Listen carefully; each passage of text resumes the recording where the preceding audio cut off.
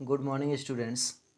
तो आज के वीडियो में हम अवयवों के योग, अंतर और गुणन से संबंधित प्रश्नों का अध्ययन करेंगे जो आपको प्रश्नावली 3.2 में मिलेगा।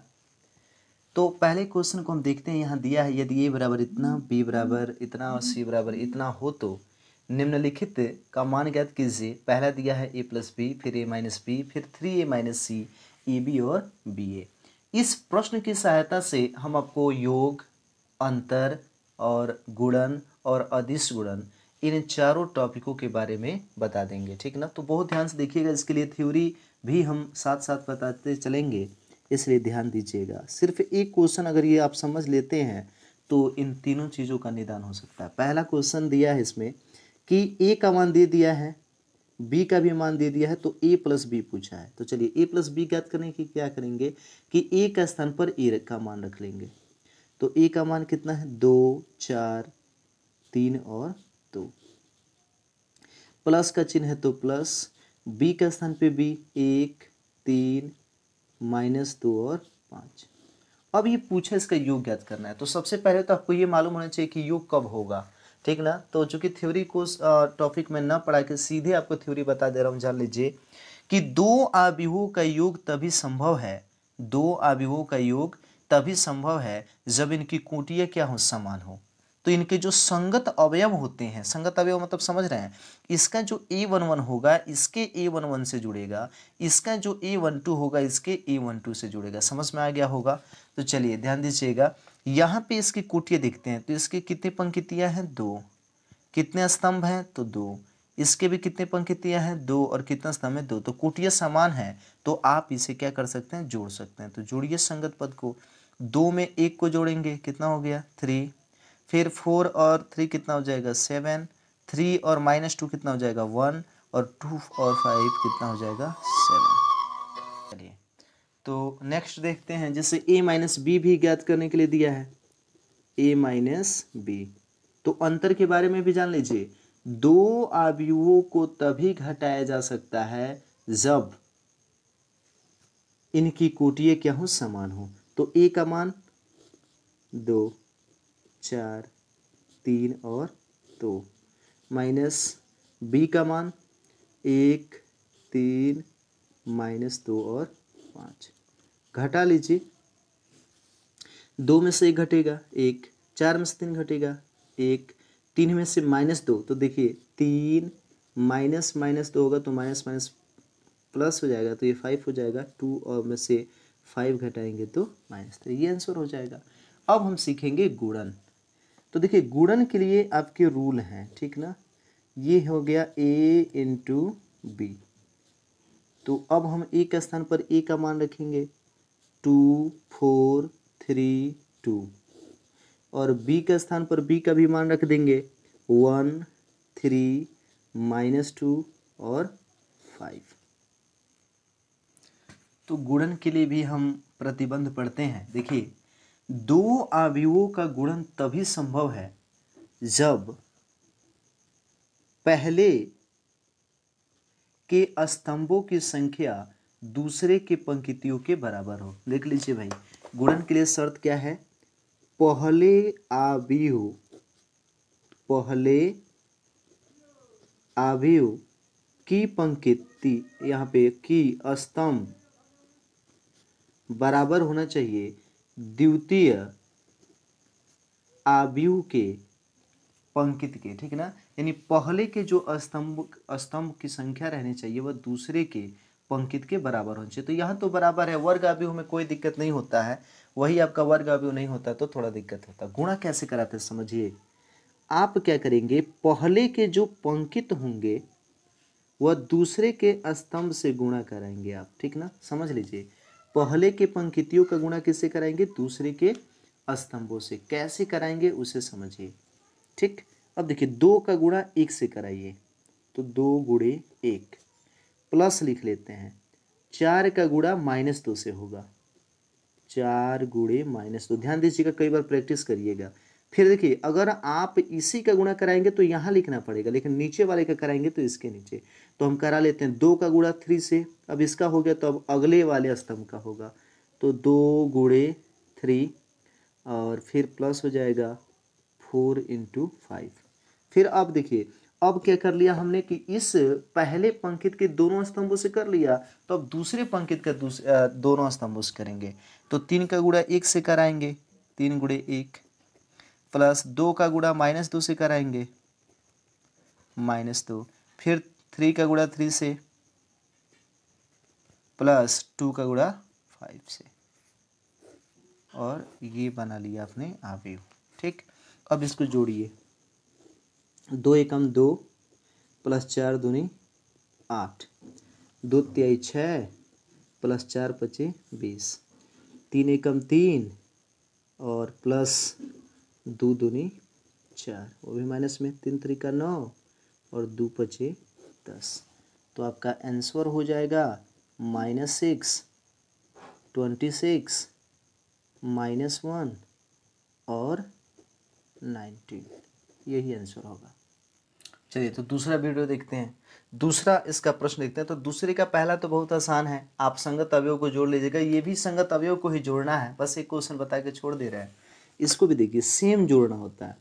सबसे पहले क्या देखेंगे, दोनों की कोटियाँ समान है कि नहीं। तो इसमें भी 2 पंक्तियाँ हैं, 2 स्तंभ है, इसमें भी 2 पंक्तियाँ हैं, 2 स्तंभ है, तो कोटियाँ समान है तो जोड़ेंगे। और संगत अवयव जोड़ेंगे, संगत अवयव यानी ये इससे जुड़ेगा, ये इससे जुड़ेगा, ये इससे जुड़ेगा और ये इससे जुड़ेगा। तो बताइए, a² + b² प्लस क्या हो जाएगा 2ab, उसमें क्या होगा b² + c² प्लस क्या हो जाएगा 2bc, प्लस का चिन्ह है ना, a² + c² माइनस कितना हो जाएगा 2ac, और ये क्या हो जाएगा a² + b² -2ab। अब आप इसको जोड़ लिए, लेकिन हम देख रहे हैं कि सूत्र है इसलिए लिख लीजिएगा a² + b² + 2ab। आपको पता है a + b का होल स्क्वायर होगा, b² + c² + 2bc, b + c का होल स्क्वायर होगा। फिर देखिए a² + c² - 2ac है, तो ये a - c का होल स्क्वायर है, और a² + b² - 2ab है, तो ये a - b का होल स्क्वायर है। कोई दिक्कत नहीं होनी चाहिए आप लोगों को। ठीक, अब देखिए ध्यान से, अब हम एक गुणा सिखाते हैं अलग टाइप का, ठीक ना। वर्ग आव्यूह वाले तो गुणन बहुत आसानी से हो गए, शीर्ष को देखिए हम कैसे करेंगे। चलिए, तो देखिए जो तीसरा प्रश्न है आपका एनसीईआरटी का, तो उसमें दिया है कि निम्नलिखित गुणनफल को परिकलित कीजिए। तो अगर आप गुणनफलों को परिकलित करेंगे तो पहला प्रश्न तो आप आसानी से बना लेंगे, जैसा कि मैंने आपको प्रश्न संख्या आपको सिखाया था, पहले का जो तीसरा क्वेश्चन बताए थे सेम वैसे ही बनेगा। लेकिन अगर इसमें समान पद नहीं, कहने का मतलब है कि कोटियाँ आपको अगर समान नहीं दिख रही है तो कैसे बनाएंगे। तो यहाँ हमें मिलाना होता है कि पहले के जो स्तंभ की संख्या होनी चाहिए वह दूसरे के पंक्ति के बराबर होना चाहिए। ध्यान रखिएगा, 2 आव्यूहों का गुणन तभी संभव है जब पहले आव्यूह में स्तंभों की संख्या दूसरे के पंक्तियों की संख्या के क्या हो, बराबर हो। तो जाहिर सी बात है कि दोनों में इसके स्तंभों की संख्या इसके पंक्तियों की संख्या के बराबर है तो गुणन होगा। लेकिन कैसे होगा, तो देखिए गुणन करने के लिए मैंने आपको सिखाया था, गुणन का तरीका होता है कि पंक्तियों का गुणा स्तंभों से होता है, ठीक ना। ये मत समझ लीजिएगा कि मैंने खींचा है, बस ये आप खींचिएगा नहीं, आप लोग लिखिएगा तो डायरेक्ट लिखिएगा। अब देखिए, तो पंक्तियों का स्तंभों से गुणा होता है, तो 1 का गुणा कितने से होगा 2 से, ये पहले स्तंभ से हुआ, तो फिर इस पहले पंक्ति का दूसरे स्तंभ से भी होगा, फिर पहले पंक्ति का तीसरे स्तंभ से भी होगा। अब देखिए इसका गुणा सभी से हो गया, तो अब दूसरे पंक्ति का तीनों स्तंभों से होगा, तो 2 × 2, 2 × 3, 2 × 4, फिर नीचे वाले का 3 × 2, 3 × 3 और 3 × 4। अब इसको लिख लीजिए, क्या हो जाएगा 1 2 या 2, 1 3 3, 1 चौके 4, 2 दूनी 4, 2 तिहाई 6, 2 चौके 8, 3 दूनी 6, 3 त्रिका 9, 3 चौके 12। ठीक, यही आपका आंसर होगा।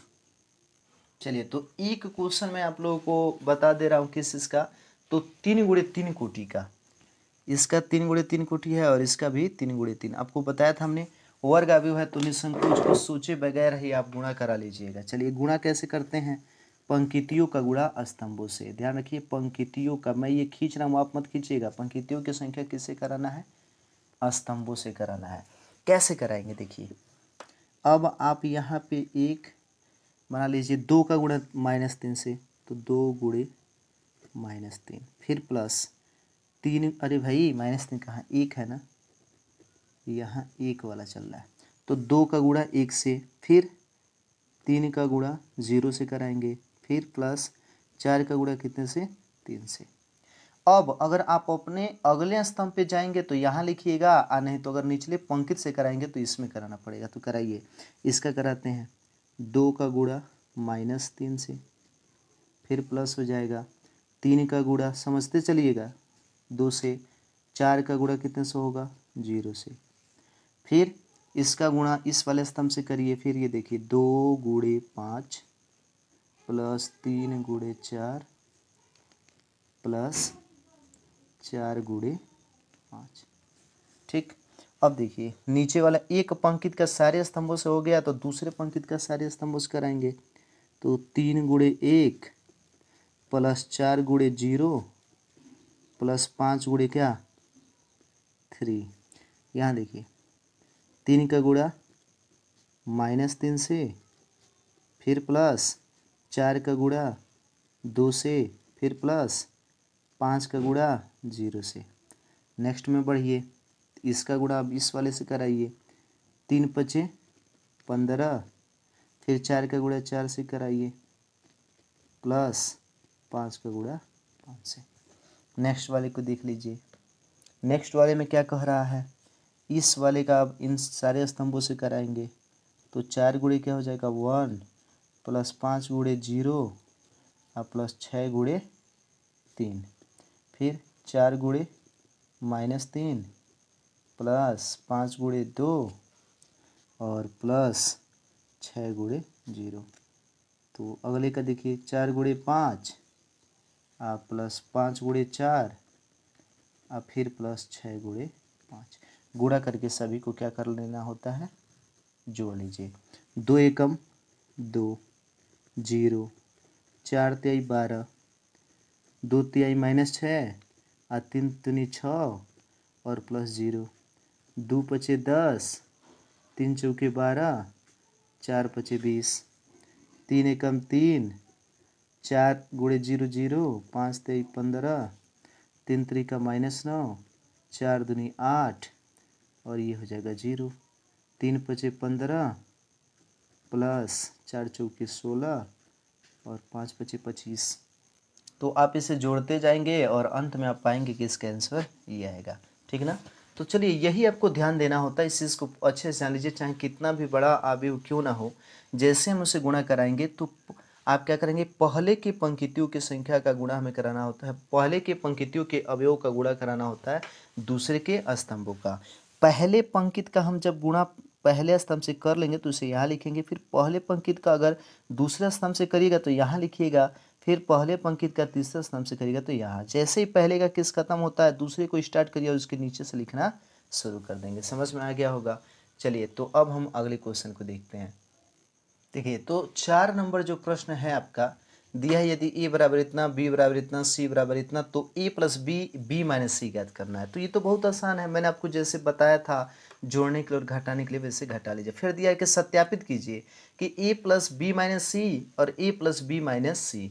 देखिए ए प्लस बी आपका पहले से ही प्राप्त रहेगा, उसको समीकरण मान लीजिएगा, और जो बी माइनस सी होगा उसको समीकरण 2। आप लोग करना क्या है कि पहले आप ए प्लस बी माइनस सी ज्ञात करिएगा, फिर ए प्लस बी माइनस सी, फिर मिलाइएगा क्या ए प्लस बी माइनस सी ए प्लस बी माइनस सी के बराबर है। अगर बराबर होगा तो अंत में लिखिएगा LHS बराबर RHS, आपका आंसर हो जाएगा। ठीक ना, तो इसलिए मैं इस क्वेश्चन को न बता करके आगे के प्रश्न को बताने जा रहा हूँ। अगला जो प्रश्न आपको मिलेगा थोड़ा सा अलग है और इसे ही समझाने की कोशिश करूँगा। चलिए तो ये प्रश्न दिया है छठा कि सरल कीजिए ए बराबर इतना, बी बराबर इतना, तो 3a माइनस 5b आपको प्राप्त करना है। ठीक ना, तो सबसे पहले हम क्या करेंगे, ये देखिए 3 का 3 लिखा और यहाँ क्या है 2/3, 1, 5/3, 1/3, 2/3, इनका गुणा करा लेंगे। चलिए तो ऐसे क्वेश्चन करने के लिए हम 3 का 3 लिख लेंगे, ए का स्थान पर ए का मान -5 का 5 लिखेंगे और बी के स्थान पे बी का मान। ठीक, अब 3 का गुणा 2/3 से कराएंगे तो 3 से 3 कटेगा 2, 3 एकम 3, 3 का गुणा 5/3 से तो 3 से 3 कट जाएगा 5, 3 से ये सभी में 3 3 कट जाएगा तो 1 2 4, फिर 7 2 3 6 और आपका 3 से 3 कटा तो फिर बचा 2। फिर माइनस है तो माइनस है, 5 का गुणा कराएंगे 2/5 से तो 5 से 5 कट जाएगा, इसमें भी कराएंगे तो 5 कट जाएगा तो 2 3 और 1 बचे 5। फिर 5 का गुणा 1/5 से कराएंगे तो 1, फिर 5 का गुणा 2/5 से कराएंगे तो 2, यानी सभी अवयवों से जब आप कराएंगे तो ये वाली मान प्राप्त होगी। अब देखिए घटाना है तो 2 में से 2 गया तो 0, 3 में से 3 गया तो 0, 5 में से 5 गया 0, ये सारे पद आपस में घटाने पे 0 आ जा रहे हैं। और आपको हमने बताया था कि ऐसा अवयव जिसके सभी अवयव शून्य हो उसे हम शून्य अवयव या रिक्त अवयव कहते हैं, इसको हम 0 से व्यक्त करते हैं। तो ये आपका आंसर हो जाएगा, ठीक ना। चलिए छठा क्वेश्चन देखेंगे, ये 5वां क्वेश्चन था, सॉरी ये आपका ना क्वेश्चन संख्या 5 था। चलिए तो इस प्रश्न को देखते हैं, थोड़ा त्रिकोणमिति वाला है, आसान तो है लेकिन अब बता दे रहे हैं आप लोगों को। देखिए cos थीटा है ना और इंटू ये अवयव, फिर इसमें sin थीटा ये अवयव। तो आपको हमने बताया कि अगर किसी अवयव से किसी पद का गुणा होगा तो वह सभी पदों में होगा। जैसे इस cos का गुणा इस cos थीटा से होगा तो आप समझ गए होंगे cos स्क्वायर थीटा होगा। ठीक, फिर इस cos थीटा का गुणा sin थीटा से होगा तो ये क्या हो जाएगा sin थीटा और cos थीटा। फिर इस cos थीटा का माइनस sin थीटा से होगा तो minus sin theta cos theta. फिर इस cos थीटा का cos थीटा से होगा तो ये हो जाएगा cos स्क्वायर थीटा। फिर प्लस अगले करिए sin थीटा का गुणा sin थीटा से sin स्क्वायर थीटा। फिर sin थीटा का गुणा माइनस cos थीटा से तो minus sin theta into cos theta. फिर sin थीटा का cos थीटा से तो sin थीटा इंटू क्या हो जाएगा cos थीटा। फिर sin थीटा का गुणा sin थीटा से तो sin स्क्वायर थीटा। अब आप इसको क्या कर लीजिए, जोड़िए, जोड़ना ही तो है तो cos square theta plus sin square theta हो जाएगा। यहाँ क्या हो जाएगा कि sin theta into cos theta और प्लस जोड़ना है तो, और ये है minus sin theta into cos theta. फिर ये क्या है माइनस sin थीटा और इंटू cos थीटा, इस प्लस कर देना है आपका sin theta into cos theta का। फिर cos स्क्वायर थीटा आप प्लस क्या हो जाएगा sin स्क्वायर थीटा। जोड़ना तो आप जान ही रहे हैं। अब इसको जोड़ लीजिए cos square theta plus sin square theta, तो इसको ऐसे भी तो पढ़ सकते हैं कि sin square theta plus cos square theta एक ही होता है। sin theta plus sin theta into cos theta plus minus sin theta cos, दोनों तो एक ही है लेकिन एक प्लस में एक माइनस में कट जाएगा तो ये हो जाएगा 0। Minus sin theta cos theta है और ये plus sin theta cos theta है तो इससे ये क्या हो जाएगा कट जाएगा, क्या आ जाएगा 0। cos square theta plus sin square theta कहिए या sin square theta plus cos square theta कहिए, क्या आ जाएगा 1, यही आंसर होगा। कोई दिक्कत। चलिए तो अगला प्रश्न है 7 नंबर और इसका पहला मैं बता रहा हूँ, दिया है कि x प्लस वाई बराबर इतना और x माइनस वाई बराबर इतना, तो x व y का मान ज्ञात कीजिए। बहुत आसान है, आप तो पहले भी पढ़ चुके हैं, पहले भी आपको पढ़ाया जाता था कि अगर दो समीकरण दे दिए गए हों कि x प्लस वाई बराबर 2 और एक हो x माइनस वाई बराबर 3, तो अगर ऐसे क्वेश्चन को बनाना होता था तो आप क्या करते थे, किसी एक पद को पहले कटाएंगे। जैसे ये अगर x प्लस वाई है, x माइनस वाई है, अगर इसको जोड़ दिया जाए तो y से y कट जाएगा, 2x आएगा, तो इसकी सहायता से x का मान ज्ञात कर लेते हैं। ठीक वैसे ही इस प्रश्न में भी है x प्लस वाई है और ये x माइनस वाई है, तो y से y कट सकता है कब, जब जोड़ेंगे तब। तो एक वाले को मान लेंगे समीकरण 1 और ये वाले को मान लेंगे समीकरण 2, फिर समीकरण 1 और समीकरण 2 को जोड़ दीजिए तो समीकरण 1 प्लस कितने से 2 से। जब आप जोड़ेंगे तो बायां पक्ष बाएं पक्ष से जुड़ेगा और दाहिना पक्ष दाएं पक्ष से, तो ये हो जाएगा x plus y plus x minus y बराबर, पहले का आपका दाहिना पक्ष 7025 और आपका ये हो जाएगा प्लस 3003। ठीक, अब देखिए माइनस वाई से प्लस वाई कटा, x कितना हो जाएगा 2x, अब इसे जोड़िए 7 3 10 0 2 और 5 3 8। ठीक, लेकिन ये तो 2x का मान है और हमें किसका मान चाहिए x का, तो x, अब देखिए यहाँ 2x, सभी में से 2 को कॉमन भी कर सकते हैं आप। जैसे 10 में से 2 को कॉमन करेंगे अगर बाहर निकाल लें यहाँ तो 5 ही तो आएगा। फिर 2 कॉमन कर चुके हैं तो एक बचा, जीरो में से कॉमन करो भाई, जीरो तो अनलिमिटेड होता है।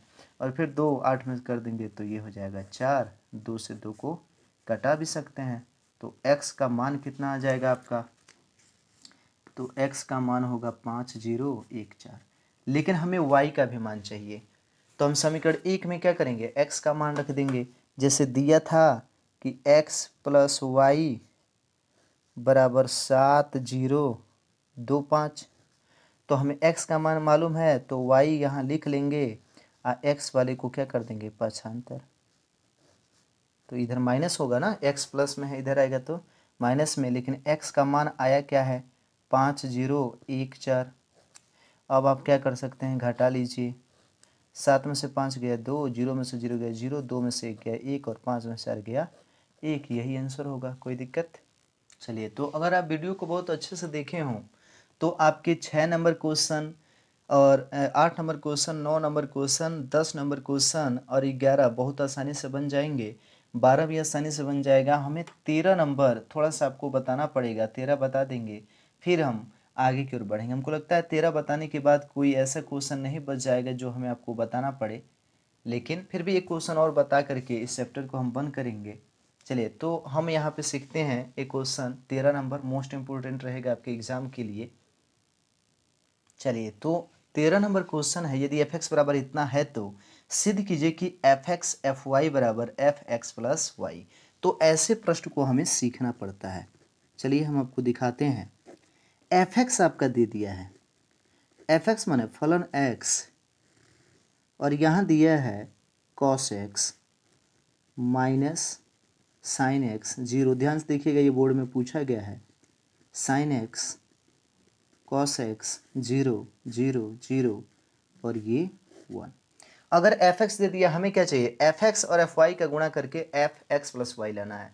तो एफ वाई तो हमें चाहिए ही, तो हम एफ वाई लिख लें। देखिए, जब यहाँ एफ एक्स था तो सारे त्रिकोणमितीय पदों में आपका एक्स एक्स एक्स था, तो जब एफ वाई लेंगे तो एफ वाई बराबर आपका हो जाएगा कास वाई माइनस साइन वाई, ये होगा 0, साइन वाई कास वाई 0 0 0 और 1। आपको करना क्या है, एफ एक्स एफ वाई ज्ञात करना है। ठीक, देखिए एफ एक्स और एफ वाई बराबर, ध्यान से देखिएगा इस क्वेश्चन को, एफ एक्स और एफ वाई का मान रख लीजिए। मान रख लिया, अब हमें क्या करना है, पहले आव्यूह की पंक्तियों का गुणा दूसरे के स्तंभों से कराना है, फिर पहले पंक्ति का दूसरा स्तंभ से, फिर पहले पंक्ति का तीसरे से करना है। और जिस तरीके से आप गुणा करते हैं, यहाँ लिख दे रहा हूँ, जिस तरीके से आप गुणा करते हैं करते चलिए। ठीक, थोड़ा सा बड़ा होगा, घबराने की जरूरत नहीं है, इससे हम करते चलें, आप लोग भी देख सकते हैं, देखते रहिए, सही रहेगा। कॉस एक्स का गुणा कॉस वाई से, तो cos x cos y plus, देखिए ये गुणा, ये आप खींचिएगा नहीं, इससे कराना है। ठीक, तो माइनस साइन एक्स का गुणा साइन वाई से, तो ये हो जाएगा minus sine x sine y, फिर 0 का गुणा 0 से, तो क्या आएगा प्लस 0 ही आएगा। फिर देखिए अगले का, इसी का गुणा इससे करना है, तो कॉस एक्स का गुणा माइनस साइन वाई से, तो माइनस, चलिए साइन वाई को ही पहले लिख दिया, कॉस एक्स, ठीक, प्लस माइनस साइन एक्स, ये हो जाएगा कास वाई, थोड़ा सा बड़ा हो रहा है। और फिर उसके बाद से आप क्या करिएगा कि 0 का गुणा आप कराएंगे किससे, 0 से, तो ये आ जाएगा 0, प्लस कर दे रहे हैं। ठीक, फिर इसका क्या करना है, इस कॉस एक्स का गुणा 0 से कराएंगे, यहाँ देख लीजिए ये आगे तक रहेगा, तो ये हो जाएगा 0, प्लस फिर माइनस साइन एक्स का 0 से तो 0, और फिर 0 का गुणा 1 से, तो क्या हो जाएगा 0। चलिए शीर्ष देखिए, फिर इस साइन एक्स का गुणा कॉस वाई से कराएंगे, तो साइन एक्स कॉस वाई, फिर कॉस एक्स का गुणा साइन यानी प्लस लिख लेंगे, और कॉस एक्स किसका गुणा होगा साइन वाई से, फिर 0 का गुणा 0 से हो जाएगा तो प्लस क्या आ गया 0। फिर देखिए इस वाले का गुणा हम कराएंगे इस वाले से, तो ये हो जाएगा साइन एक्स और ये होगा माइनस साइन वाई। फिर वीडियो ऐसे बड़ा हो जाएगा, आप लोग देखते चलिए। तो जब आप गुणा कराएंगे तो इस तरीके से आपके पद प्राप्त होंगे, ठीक ना। अब आप क्या करिए देख लीजिएगा, हम इसको समझा दे रहे हैं। जैसे cos x cos y लिखा हमने, प्लस माइनस क्या हो जाएगा minus sine x sine y, और 0 है। इसको क्या करिए इसमें भी माइनस में माइनस माइनस को लिए कॉमन, तो साइन वाई cos x, ठीक है। और ये प्लस हो जाएगा साइन एक्स cos y, ठीक। उसके बाद से 0 + 0 0 हो जाएगा। फिर यहाँ साइन एक्स cos y या plus cos y sine y, ठीक है। फिर देखिए यहाँ पे आपका इस वाले को प्लस वाले को पहले और माइनस वाले को बाद में लिखा, और ये 0 का 0 हो जाएगा। फिर 0 का गुणा cos y से 0 0 0 ही होगा, 0 0 0 ही होगा, और 0 + 0 + 1 बराबर कितना हो गया 1। अब इसको ध्यान से देखिए, cos x + cos y minus sine x sine y है, तो इसको समझिए cos a cos b minus sine a sine b आपको पढ़ाया जाता है cos a + b, तो ये हो जाएगा x + y। फिर यहाँ माइनस है, साइन देखिए ध्यान से, साइन एक्स cos y यानी sine a cos b plus cos a sine b, ये साइन a + b का सूत्र है, तो ये हो जाएगा साइन x + y, ये हो गया 0। ये देखिए sine x cos y plus cos x sine y, वही बात है, साइन x + y वाला है, साइन x + y। और ये देखिए cos x cos y minus sine x sine y, तो ये cos x प्लस क्या है y है।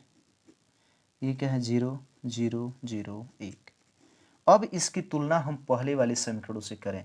यहाँ जब fx था तो x लिख रहे थे, जब fy था तो y लिख रहे थे, तो जब यहाँ पे x + y आया है तो क्या इसे f x + y नहीं लिख सकते। और ये जो आप लिखते आ रहे हैं बराबर बराबर, आप इसके बराबर लिख सकते हैं कि fx, और जब fy का हमने गुणा कराया तो हमें fx + y मिला, और यही आपको क्या करना था, यही आपको करना था प्रूफ, समझ रहे हैं।